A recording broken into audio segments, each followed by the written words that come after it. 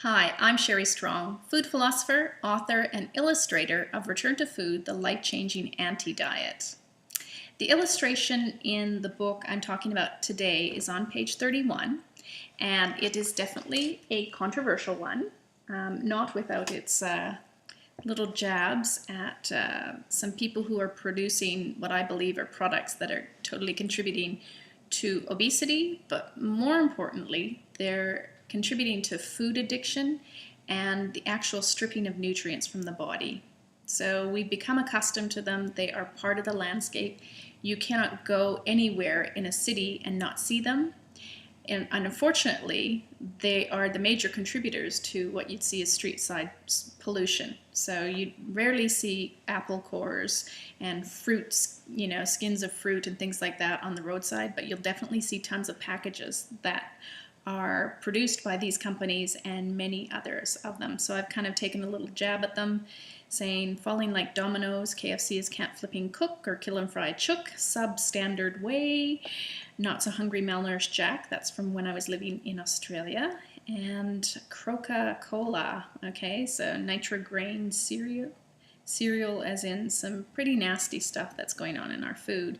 And the interesting thing is there's stacks of chemicals and serious additives that are added to these foods. They're really indefensible, and they truly are contributing to this state of obesity that is creating a deep-seated, I believe, unrest and unhappiness and depression in people. Certainly from experience, I can tell you about this with my own body, having been twice my former size, and from literally many clients who, some of them are obese and some of them are thin, but they're still experiencing the same malaise.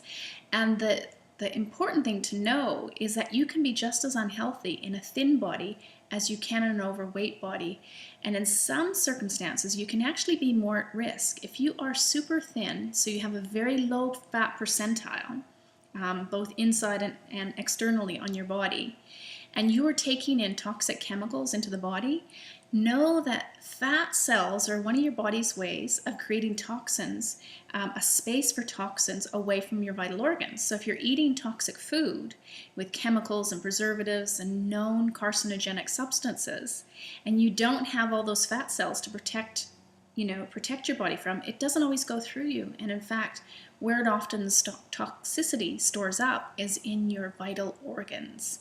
So fat is not a bad thing in respect that it actually has a healthy function in nature.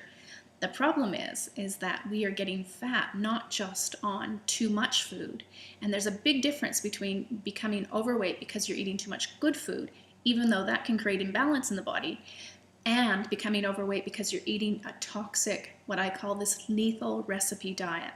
And so far in the videos previously that I've covered, I've talked about how oils are made into what I call this lethal recipe, and sugar is, cane juice is turned into refined sugar, which is like taking opium sap and turning it into heroin. So we can take anything that's a natural product in nature and turn it into what I call this lethal recipe. And we have tons of ingredients that are like this, and many of them are often even nutritionally marketed as healthy for you.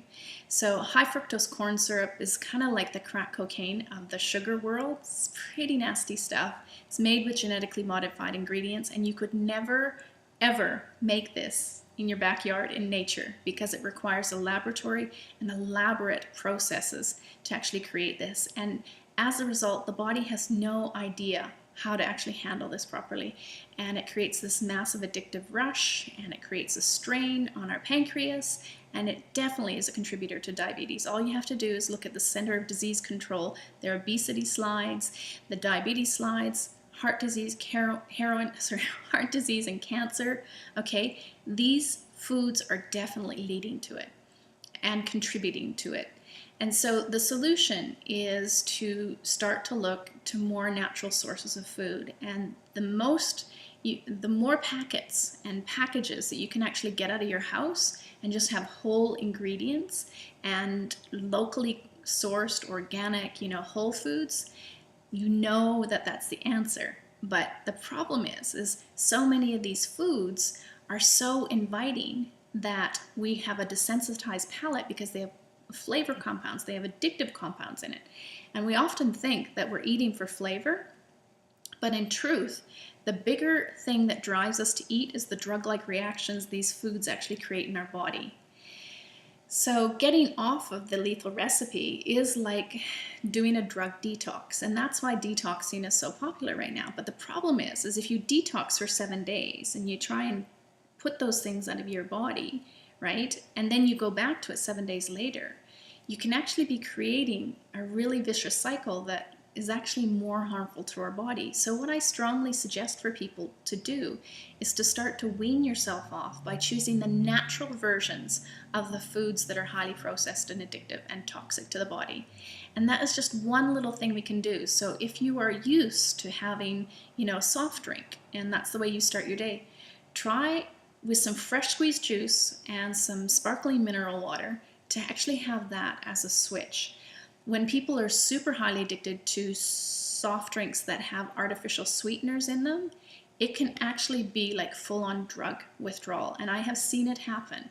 I've had clients who, just by cutting out soft drinks that had aspartame in it, NutraSweet, and even what we would refer to as healthier artificial sweeteners, I had one client lose 11 kilos. We're talking 22 pounds, over 22 pounds, okay, in 1 month from just stopping consuming these artificially flavored soft drinks. Because again, they're toxic to the body, so the body's creating these fat cells to store it away from our vital organs and the infinite wisdom of our body. So returning to eating real food is the solution, and it's just a simple process of trying to find the most natural version of the thing that you love and replacing it. And hopefully that natural version will have lots of nutrients that will increase the satiety cues in your body and shut it off, and you'll be nourished, energized, and protective. This is absolutely important for your body.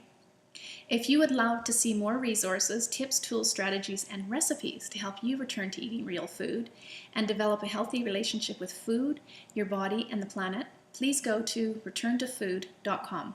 I'm Sherry Strong, and it has been an absolute pleasure talking with you today.